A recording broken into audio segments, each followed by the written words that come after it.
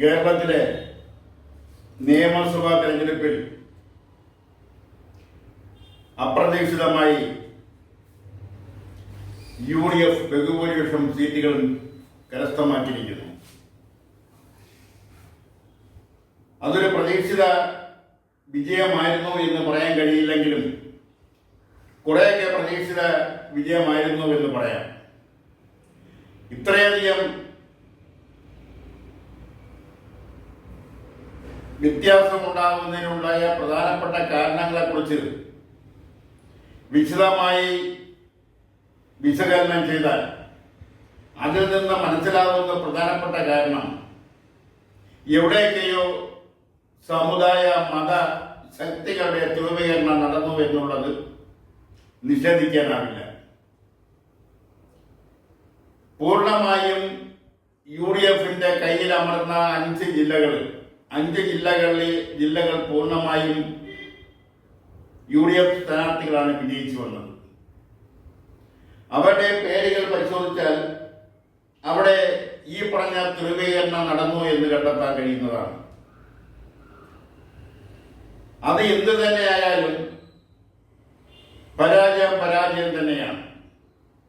പരാജയപ്പെടുമ്പോൾ അതുപോലെ പരാജയം ഞങ്ങൾ പരിശോധിക്കുന്നതാണ്. അതിൻ്റെ കാരണങ്ങൾ പരിശോധിക്കും. തെറ്റുകൾ തിരുത്തേണ്ടതുണ്ടെങ്കിൽ തിരുത്തി മുന്നോട്ട് പോകും എന്ന് പറയുന്ന പതിവ് വാക്യങ്ങൾ അത് ഇപ്പോഴും പാർട്ടി സംസ്ഥാന സെക്രട്ടറിയുടെ ഭാഗത്തുനിന്ന് വന്നു കഴിഞ്ഞു. എന്നാൽ അത് മാത്രം മതിയോ എന്ന് ആ പ്രസ്ഥാനം അല്ലെങ്കിൽ ഇടതുപക്ഷ പ്രസ്ഥാനം വിലയിരുത്തുന്നത് നന്നായിരിക്കും. എവിടെയാണ് പാളിച്ച സംഭവിച്ചത്, എവിടെയാണ് തകരാറുകൾ സംഭവിച്ചത് എന്നതിനെക്കുറിച്ച് വളരെ ശക്തമായ വിശകലനം നടത്തിയെങ്കിൽ മാത്രമേ അതിൻ്റെ കാരണങ്ങൾ വ്യക്തമായി കണ്ടെത്താൻ കഴിയൂ. ഈ വിജയവും പരാജയവും നിസ്സാരവൽക്കരിക്കാൻ കഴിയില്ല.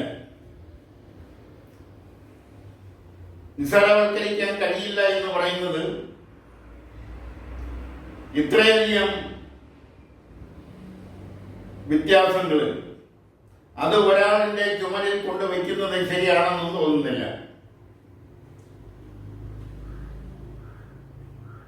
അതിനുണ്ടായ രാഷ്ട്രീയ കാരണങ്ങൾ, ആ രാഷ്ട്രീയ കാരണങ്ങളെ കൂടെയാണ് സമുദായ മത ശക്തികളുടെ കേന്ദ്രീകരണം ഉണ്ടായോ എന്ന് പരിശോധിക്കേണ്ടത്.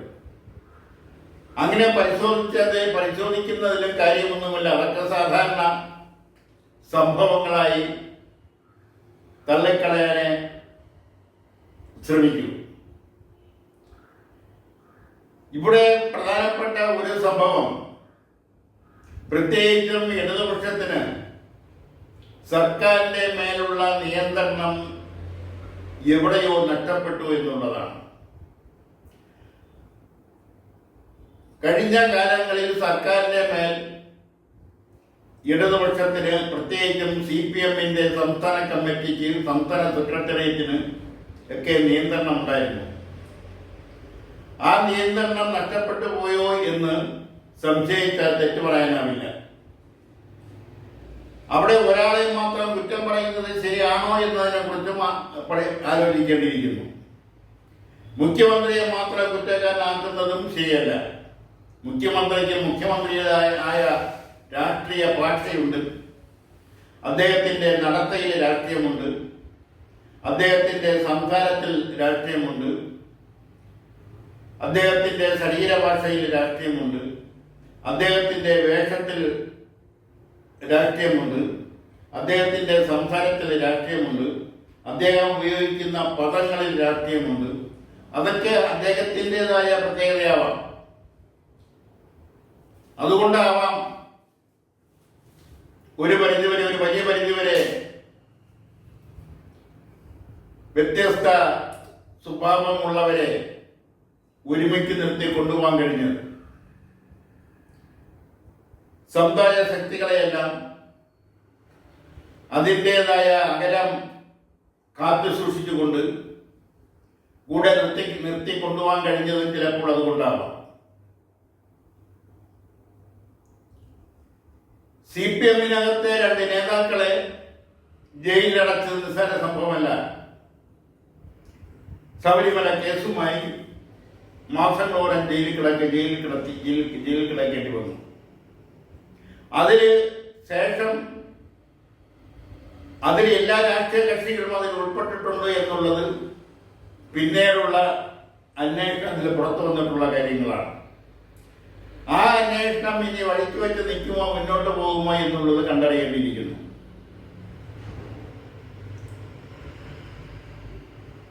അശാസ്ത്രീയമായ ചില വാഗ്ദാനങ്ങൾ, അതിൽ ഒന്നാണ് സ്ത്രീകൾക്ക് KSRTC വാഹനങ്ങളിൽ സൗജന്യ യാത്ര. അതിലെ പ്രായോഗികത എന്താണെന്ന് മനസ്സിലാവുന്നില്ല. ഇപ്പോൾ തന്നെ KSRTC എത്രയോ പതിറ്റാണ്ടുകളായി കോടിക്കണക്കിന് രൂപ നഷ്ടത്തിൽപ്പിക്കൊണ്ടിരിക്കുന്ന ഒരു പൊതുമേഖലാ സ്ഥാപനമാണ്. ആ പൊതുമേഖലാ സ്ഥാപനം കൂടി ഇല്ലാതാക്കണം എന്നതാണോ ഇതുകൊണ്ട് ഇതിന്റെ പിന്നിലുള്ളതെന്ന് മനസ്സിലാവുന്നില്ല. ഇവിടെ എല്ലാത്തിനും സമത്വം അംഗീകരിക്കുകയും സമത്വം ആവശ്യപ്പെടുകയും ആ സമത്വത്തിന്റെ അടിസ്ഥാനത്തിൽ മുന്നോട്ട് പോവുകയും ചെയ്യുന്ന ഒരു സംവിധാനമാണുള്ളത്. അപ്പോൾ എന്തിനാണ് ഒരു പ്രത്യേക വിഭാഗത്തിന് ലിംഗ വ്യത്യാസത്തിന്റെ അടിസ്ഥാനത്തിൽ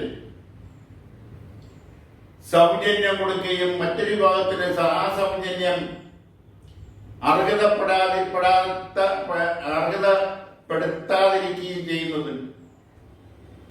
സൗജന്യം തന്നെ അശാസ്ത്രീയമാണ്. പ്രത്യേകിച്ചും സാമ്പത്തികമായി വളരെയധികം ഞെരുക്കം അനുഭവപ്പെട്ടുകൊണ്ടിരിക്കുന്ന, പ്രതിസന്ധികൾ നേരിട്ടുകൊണ്ടിരിക്കുന്ന പൊതുമേഖലാ സ്ഥാപനങ്ങളിൽ ഇത്തരം സൗജന്യങ്ങൾ അനുവദിക്കുന്നത് തികച്ചും അശാസ്ത്രീയമാണ്.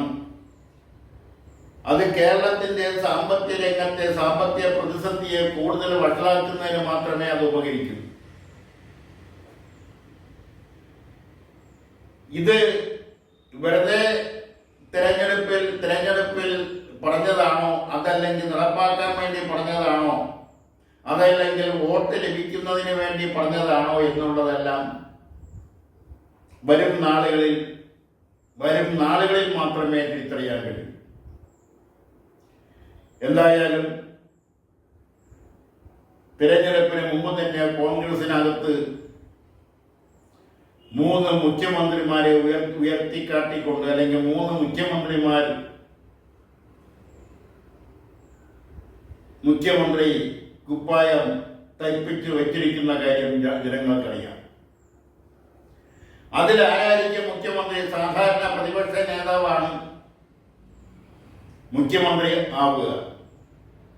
അതല്ലാത്ത ചരിത്രവും കേരള രാഷ്ട്രീയത്തിൽ ഉണ്ടായിട്ടുണ്ട്. അതും കോൺഗ്രസിനകത്ത് തന്നെയാണ്. ഒരിക്കൽ ആർ ശങ്കർ പ്രതിപക്ഷ നേതാവായിരുന്നപ്പോൾ കോൺഗ്രസിന് ഒറ്റയ്ക്ക് ഭരിക്കാനുള്ള ഭൂരിപക്ഷം ലഭിച്ചിട്ട് പോലും കോൺഗ്രസിന്റെ അന്നത്തെ പ്രതിപക്ഷ നേതാവിനെ മാറ്റി നിർത്തിക്കൊണ്ട് 18 സീറ്റുകൾ മാത്രമുള്ള കോൺഗ്രസിന് ഒറ്റയ്ക്ക് ഭരിക്കുന്നതിന് ഭൂരിപക്ഷം ഉണ്ടായിരുന്നിട്ടും 18 നിയമസഭാ സീറ്റുകൾ മാത്രം ഉണ്ടായിരുന്ന PSPയുടെ നേതാവ് പെട്ടെന്നാണ് മുഖ്യമന്ത്രിയാക്കിയ രാഷ്ട്രീയ ചരിത്രം കേരളത്തിലുണ്ട്. അതുകൊണ്ട് പ്രതിപക്ഷ നേതാവ് തന്നെ കോൺഗ്രസിന്റെ മുഖ്യമന്ത്രി സ്ഥാനാർത്ഥിയാവണമെന്ന് നിർബന്ധമില്ല. VD സതീശോടൊപ്പം തന്നെ രമേശ് ചെന്നിത്തലയും ഇതിന്റെ എല്ലാം മുകളിൽ KC വേണുഗോപാലും എല്ലാം മുഖ്യമന്ത്രി പദം ആഗ്രഹിക്കുന്നവരാണ്. അവരുടെ എല്ലാം കൂടെ ഗ്രൂപ്പുകളുമുണ്ട്. അതെന്തായാലും വരും ദിവസങ്ങളിൽ ആരായിരിക്കും മുഖ്യമന്ത്രി എന്നുള്ളത് തിരിച്ചറിയാനാകും. അതോടെ തന്നെ പ്രതിപക്ഷ നേതാവിനെ കുറിച്ചും ആശങ്കകളുണ്ട്. ശ്രീ പിണറായി വിജയൻ തന്നെ ആയിരിക്കുമോ പ്രതിപക്ഷ നേതാവ്? അതല്ല, അദ്ദേഹം പ്രതിപക്ഷ നേതാവാവില്ല. അദ്ദേഹത്തിന്റെ പ്രായവും മറ്റും വെച്ചുകൊണ്ട് അദ്ദേഹം മാറി നിൽക്കാനാണ് സാധ്യത. അങ്ങനെ ആയാൽ പകരം ആരായിരിക്കും പ്രതിപക്ഷ നേതാവ് എന്ന കാര്യത്തിൽ പ്രതിപക്ഷ വിദ്യകളിലും ആശയക്കുഴപ്പങ്ങളുണ്ട്. ഇതെല്ലാം വരും ദിവസങ്ങളിൽ മാത്രമേ തെളിഞ്ഞു വരൂ. ഇവിടെ എടുത്തു പറയേണ്ടുന്ന മറ്റൊരു കാര്യം BJP കുറിച്ചാണ്. ചരിത്രത്തിൽ ആദ്യമല്ലെങ്കിൽ തന്നെയും BJPക്ക് 3 സീറ്റുകൾ ലഭിച്ചിരിക്കുന്നു. നേമം, കഴക്കൂട്ടം രണ്ടും തലസ്ഥാന ജില്ലയിലാണ്. ഒരെണ്ണം തൊട്ടടുത്ത ജില്ല കൊല്ലം ജില്ലയിലെ ചാത്തന്നൂർ മണ്ഡലം. മുമ്പൊരിക്കൽ നേമം മണ്ഡലം BJP ജയിച്ചതാണ്. O രാജഗോപാൽ അവിടെ നിന്നും നിയമസഭയിൽ പോയതാണ്. അന്ന് അവിടെ ഉണ്ടായിരുന്ന രാഷ്ട്രീയ സമവാക്യങ്ങളെല്ലാം തെറ്റിച്ചുകൊണ്ട് അവിടെ UDFന്റെ സ്ഥാനാർത്ഥിയായിരുന്ന സുരേന്ദ്രപിള്ളയ്ക്ക് തോൽവി ഏൽക്കേണ്ടി വന്നതും അന്ന് അവിടെ തിരുവനന്തപുരത്ത് മത്സരിച്ച ശിവകുമാറും നേമത്ത് മത്സരിച്ച BJP സ്ഥാനാർത്ഥിയുമായി ഉണ്ടാക്കിയെടുത്ത ഒരു ധാരണ, ആ ധാരണ പിന്നീട് പുറത്തു വന്നതാണ്. അതിനെതിരെ അന്നത്തെ UDFന്റെ സ്ഥാനാർത്ഥി V സുരേന്ദ്രപിള്ള പരസ്യമായി രംഗത്ത് വന്നതുമാണ് തെരഞ്ഞെടുപ്പിന് ശേഷം. എന്നാൽ ഇപ്പൊ യാതൊരു ധാരണയുമില്ലാതെ 3 സീറ്റുകൾ BJP കരസ്ഥമാക്കിയിരിക്കുന്നു. അത് ഒന്ന് അവരുടെ സംസ്ഥാന പ്രസിഡന്റ് ശ്രീ രാജീവ് ചന്ദ്രശേഖർ, മറ്റൊന്ന് അദ്ദേഹം മുൻ കേന്ദ്രമന്ത്രി കൂടിയാണ്. മറ്റൊരു സീറ്റ് കഴക്കൂട്ടം, അവിടെ നിന്ന് വിജയിച്ചത് മുൻ കേന്ദ്രമന്ത്രിയായ V മുരളീധരനാണ്. മറ്റൊരു സീറ്റ് ചാത്തന്നൂർ, അത് തിരുവനന്തപുരം ജില്ലയോട് ചേർന്ന് കിടക്കുന്ന കൊല്ലം ജില്ലയിലെ CPI കൈവശം വെച്ച് അനുഭവിച്ചു കൊണ്ടിരുന്ന ഒരു നിയോജക മണ്ഡലമാണ്. അപ്പൊ ഈ 3 നിയോജക മണ്ഡലങ്ങളിൽ നിന്നാണ് BJP നിയമസഭയിൽ എത്തുന്നത്. അത് നിസ്സാര കാര്യമല്ല. ഇപ്പോൾ ഇടതുപക്ഷത്തിനുണ്ടായ പരാജയം ഇന്ത്യയിലെ ഒരു തുരുത്ത് പോലെ അവശേഷിച്ച സംസ്ഥാനമാണ്. ഇടതുപക്ഷ ഭരിക്കുന്ന ഏക സംസ്ഥാനമായിരുന്നു കേരളം. ആ കേരള രാഷ്ട്രീയത്തിന് മറ്റ് സംസ്ഥാനങ്ങളിൽ നിന്ന് ചില സവിശേഷതകളുണ്ട്, ചില പ്രത്യേകതകളുണ്ട്. അതാണ് നഷ്ടപ്പെട്ടിരിക്കുന്നത്. അത് ഇന്ത്യൻ രാഷ്ട്രീയത്തെ എങ്ങനെ ബാധിക്കുമെന്ന് തുടർ രാഷ്ട്രീയ സംഭവ വികാസങ്ങളിലൂടെ മാത്രമേ അതിനെ തിരിച്ചറിയാനാവൂ. അതോടൊപ്പം തന്നെ തൊട്ട് അയൽ സംസ്ഥാനമായ കേരളം, തമിഴ്നാട്, അവിടെ ഒരു സിനിമാ നടൻ ഉണ്ടാക്കിയെടുത്ത പാർട്ടി TVK അത് ഭൂരിപക്ഷം സീറ്റും കരസ്ഥമാക്കിയിരിക്കുന്നു. തമിഴരുടെ സിനിമാ പ്രേമം എല്ലാവർക്കും അറിയാവുന്നതാണ്.